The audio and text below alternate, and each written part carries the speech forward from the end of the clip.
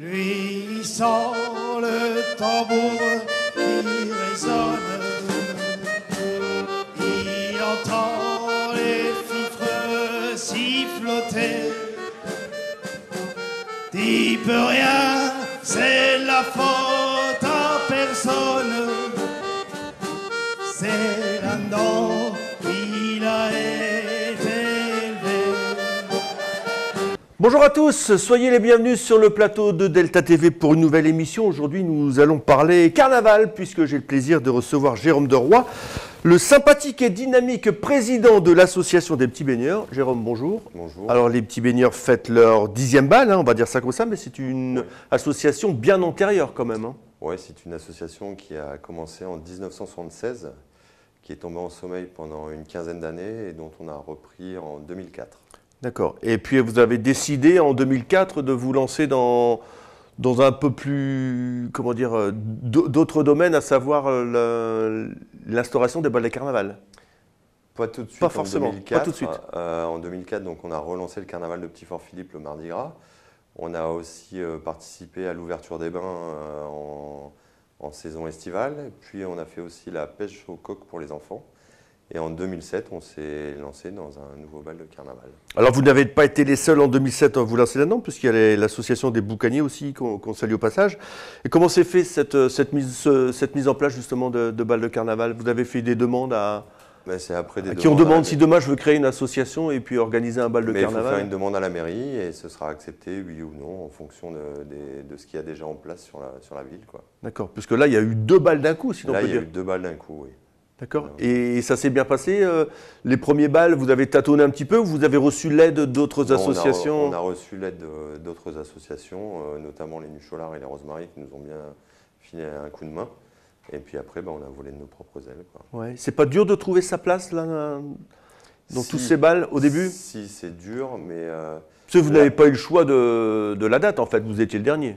On était le dernier, oui. Et l'avantage qu'on a eu pour ce premier bal en 2007, c'est qu'on a déjà réussi à avoir les proutes. D'accord. Et c'est ce qui nous a permis de partir sur des bons rails. Donc les proutes sont venus vous donner un coup de main, si l'on peut dire, et vous les connaissiez avant? Vous aviez une bonne relation avec eux? Ou comment ça s'est fait, ce premier concert? On en connaissait quelques-uns, et puis on a fait une demande écrite, on leur a fait un courrier, parce que pour trouver pour trouver le responsable, c'est pas toujours évident. C'est quand même un groupe de musiciens, mais chacun a son travail différent et n'est pas là tout le temps. Et on est tombé sur un commun accord et ils sont venus. C'est quand même une institution. Pour avoir les proutes, quand même, il faut avoir le bras long, non? Pas forcément. Il faut avoir de la chance. Il faut avoir une bonne plume parce que en 2007, c'est l'ancien président, donc Patrick Sirot, qui avait fait un courrier. Et c'est grâce à ce courrier qu'ils sont venus. Où, dans le courrier, il expliquait le pourquoi du comment on faisait le bal et le pourquoi du comment il devait venir. Et puis c'est parti comme ça et ça continue toujours. Ouais, donc depuis, les proutes se sont produits plusieurs fois, Graveline. Toujours à votre initiative? Non, pas toujours à notre initiative, à leur initiative, mais on leur a donné un coup de main à servir dans les bars, à les aider un petit peu, et puis voilà, de fil en aiguille. Donc là, à l'occasion des 10 ans, ils remettent le couvert, ou c'est vous qui remettez le couvert, puisque on aura le droit à un concert de proutes? Oui, on remet le couvert tous les deux, mais là, ce sera une forme différente. C'est-à-dire que cette fois-ci, ils préparent l'Olympia. Donc il y a un concert qui sera fait le 12 mars avant notre bal. Et notre bal par derrière. Mais on sépare bien les deux choses. L'Olympia, les proutes, c'est en mai, ça, c'est ça? C'est en mai. C'est à la Pentecôte. Donc un nouveau CD pour accompagner ce nouveau concert? C'est quoi une nouvelle? Le CD est sorti la veille pas longtemps, de Dunkerque. Ouais. Et donc, ils viennent en répétition, si l'on peut dire. Ils sont presque en résidence chez vous, les proutes, non? Oui, ils viennent en répétition chez nous. Donc, il y aura 3 répétitions avant l'Olympia. Donc, chez nous, puis à Bergues. Et il y aura aussi à Onscott, je crois. Ils font un concert à Onscott aussi. D'accord. Donc, alors, vous disiez, pour se procurer les places pour le concert des proutes, sont dans tous les points de vente, là, au même titre que les places des concerts? Tout à fait, oui. Donc, il y a 2 tickets différents à acheter. Il y a le ticket des proutes pour assister au concert. Et ce ticket est à vendre au prix de 12 €. Et il y a notre ticket de bal à 24 € aussi, dans les mêmes points de vente. Donc il y a sur Gravelines, Petit-Fort, Grand-Fort, Bourbourg et Dunkerque. D'accord. Et 12 euros, c'est pas cher? Vous ne pensez pas qu'à 1000, 1500, 2000 personnes, ça va être petit, non? Eh ben, on limite les places, hein. On ne peut pas étendre la salle. Non. Donc, en fait, Vous avez beaucoup de demandes pour ce oui, concert? on a pas mal de demandes et on a voulu réduire les coûts. Donc, pour réduire les coûts, la prestation, c'est pour ça que s'effectue le même jour, ce qui nous permet, nous, de réduire nos frais fixes et de pouvoir diminuer le Oui, parce que traditionnellement, les balles de Gravelines ont lieu le vendredi, et non le pas le vendredi, dimanche. oui. Alors peut-être que de l'autre côté, à Dunkerque, c'est fini, donc on peut se permettre de faire le samedi, c'est pour ça, non? Tout à fait, oui. Ouais. Tous les balles de Dunkerque sont terminés le samedi soir.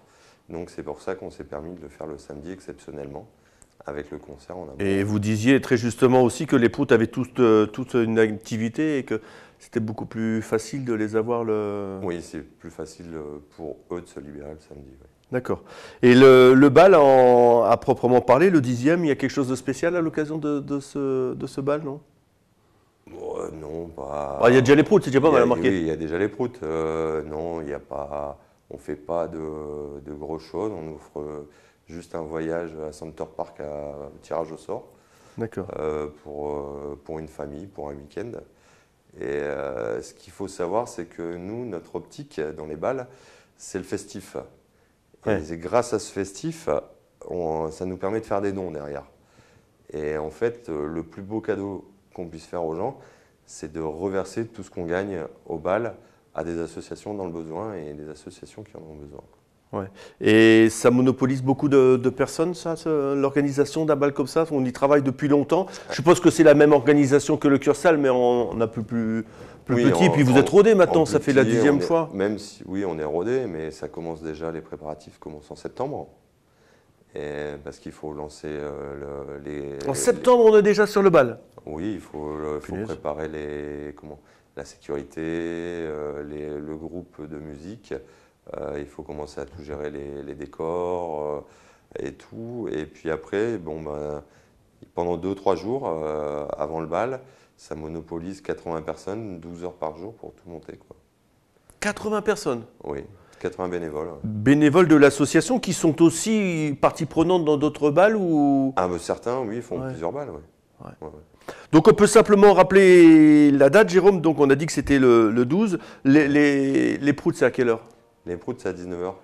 19h, c'est son téléphone, mais c'est pas grave, nous, ça arrive. Donc 19h les proutes, c'est un concert qui dure longtemps? Alors qui va durer à peu près 2h30, quelque chose comme ça. 2h30 avec une ambiance forcément assurée. Et après, vous videz tout le monde? Enfin, tout le monde sort et puis... Tout le monde sort, on sort tout le monde, on réajuste la salle. Parce qu'il y a quelques petites modifications à faire entre le concert et le bal. Réduire la scène, remettre notre phare au milieu. Et après, on réouvre pour lancer le bal. D'accord. Et un peu plus pareil aussi, entre 1500 et 2000 personnes À peu près, oui, comme les autres années. D'accord. Qu'est-ce qu'on peut vous souhaiter là? Vous avez déjà vendu pas mal de places? Il y a de la prévente, non? Non, les places sont déjà en vente depuis 15 jours. Ça commence à bien partir là. Et notre vœu le plus cher, c'est de remplir le bal et que les gens s'amusent. Ouais. Il n'y a pas de raison. Après, nous, on met l'enveloppe et c'est les gens qui font le reste, qui font le corps. Ok. Écoutez, on est de tout cœur avec vous, Jérôme. On croise les doigts pour que tout se passe bien, bien évidemment, avec ce fameux concert des proutes et puis le bal derrière. Décidément, il y a quelqu'un qui veut vous joindre. Oui. Allez, voilà. Nous, on se retrouve la semaine prochaine avec un nouvel invité. Et Jérôme, merci beaucoup. C'est moi qui vous remercie. Allez, au revoir. Au revoir. Sa tête y fait encore la bande. Il entend les masques nous chanter. Il est si bien qu'il veut plus descendre